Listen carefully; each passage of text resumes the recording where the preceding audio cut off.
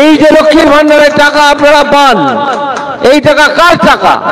মমতা ব্যানার্জির পৈতৃক সম্পত্তি তো নয়, অন্য কারো সম্পত্তি নয়।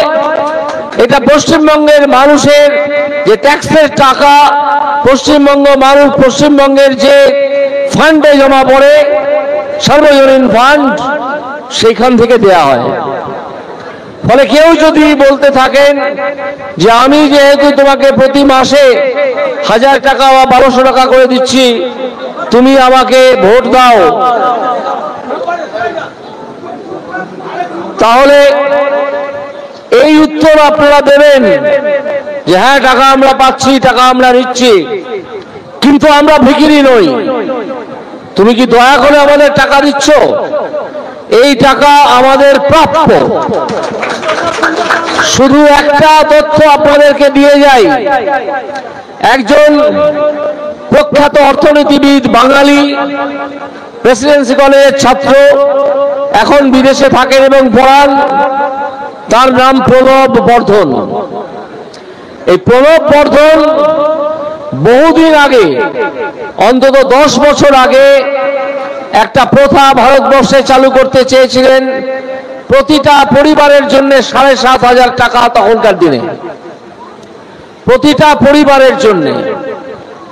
এই যদি ব্রেন চাইল্ড কারো হয়ে থাকে, এই লক্ষ্মীর ভান্ডার যেখানে অতি অল্প টাকা দেয়া হয়, সেই ব্রেন চাইল্ড, সেই প্রণব বর্ধনের ব্রেন চাইল্ড, মমতা ব্যানার্জির কোন চামচার বা মমতা ব্যানার্জির ব্রেন চাইল্ড নয়। এটা আপনাদের জ্ঞাতার্থে আমি জানিয়ে রাখলাম। আপনারা সবাই মোবাইল ইউজ করেন, গিয়ে শুধু প্রণব বর্ধন ক্লিক করবেন, গুগলে গিয়ে সার্চ করবেন, ইউনিভার্সাল ইনকাম সার্চ করবেন, দেখবেন 7,500 টাকা প্রতিটা ফ্যামিলির জন্য তিনি বহুদিন ধরে বলে আসছেন। আজ তিনি অশীতিপর বৃদ্ধ, বাইরে থাকেন, কখনো কখনো ভারতবর্ষে আসেন। বাঙালি, প্রেসিডেন্সি কলেজের ছাত্র। এই যে আইডিয়া, এই আইডিয়াটা চুরি করে মাত্র 1200 টাকা বা 1000 টাকা দেওয়ার অঙ্গীকার করে এই চোর ছেচরের সরকার তৃণমূল, যেন এটা ঘুষ দিচ্ছে আপনাকে ঘুষ দিলাম, প্রতি মাসে এত টাকা করে দিয়ে যাব, আর আপনারা বারে বারে আমাকে ভোট দিয়ে কোটি কোটি টাকা চুরির ব্যবস্থা করে দেবেন।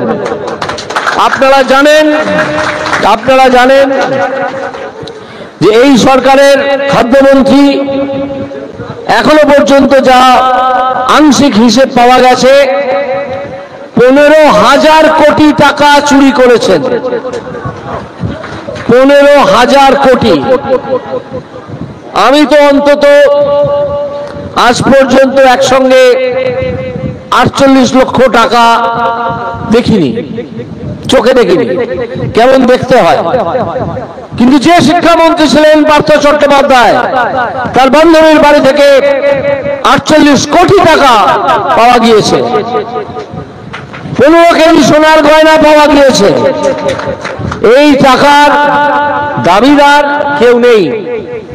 অবস্থাটা বুঝুন, 48 কোটি টাকা, 15 কেজি গয়না, সোনার গয়না। যার যে বান্ধবীর বাড়ি থেকে পাওয়া গেছে, তিনি এদিকে জানিয়ে দিয়েছেন যে এই টাকা আমার নয়, এই টাকা পার্থবাবুর টাকা। আর পার্থবাবু বলেছেন যে এই টাকা আমার নয়। তাহলে টাকাটা কোথেকে এলো? এই ধরনের মোট 3,000 কোটি টাকা ইডি পশ্চিমবঙ্গ থেকে উদ্ধার করেছে, যে টাকাটা আমার আপনার টাকা চুরি করে অন্য জায়গায় রাখা ছিল। তাই সেদিন নরেন্দ্র মোদীজি একটা টেলিফোন বার্তায় আমাদের কৃষ্ণনগরের প্রার্থীকে জানিয়েছেন যে আমি আইনি পরামর্শ নিচ্ছি, এই টাকা পশ্চিমবঙ্গের দরিদ্র মানুষ যাদেরকে বঞ্চিত করে এই টাকা সরিয়ে রাখা হয়েছিল, তাদের কাছে ফেরত দিয়ে দেওয়া যায় কিনা আমি দেখছি।